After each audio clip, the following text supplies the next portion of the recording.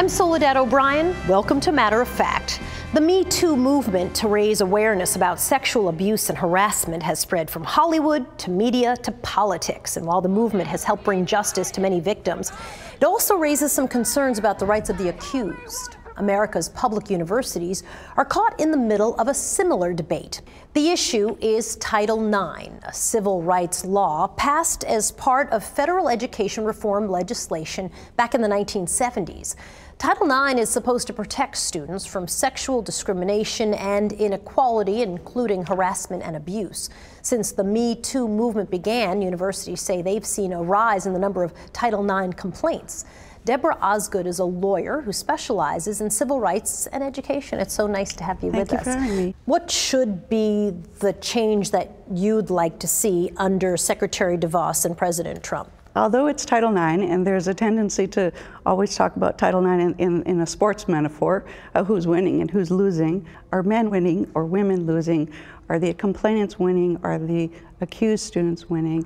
And I think we really need to kind of step back and say, what is the fairest process for all students so that parents can be sure that if their son or daughter is going to a college or university, that there's going to be a process there that has integrity and is fair for everybody that's involved, and of course stops the harassment, prevents it from occurring, and helps the student feel safe. How do you navigate that line between protecting someone's right to due process, but also making sure that you're encouraging victims to come forward and speak? In the wake of the Michigan State scandal recently, the president of Purdue issued a statement saying, we don't want that to happen on our campus.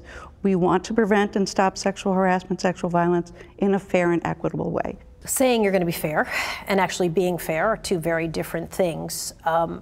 Often the schools do an investigation. Should it not be in the hands of a school? I mean, would that be a better strategy to make the process both more equitable for potential victims and also more fair for people who are going through the process? I guess I'm not at a point where I would say that the administrators and the Title IX investigators aren't capable of doing the investigations. Student misconduct is something that colleges and universities deal with all the time. Listen, I can rattle off 100 cases where the school, and sometimes the police force working with the school, has failed students. And Michigan State is just the 100th off the top of my head, right? And that's a case where the students actually made official complaints to law enforcement that were ignored.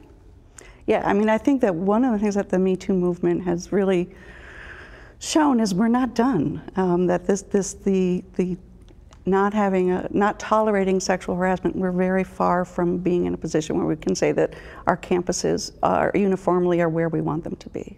What do you think happens? Is there a sense that the rights of the accused to have due process have been way overwhelmed by the rights of victims? Critics have said that under the previous rules, there was a slant towards complainants. And now I think there's a fear that we're moving the other way with a slant towards respondents or accused students.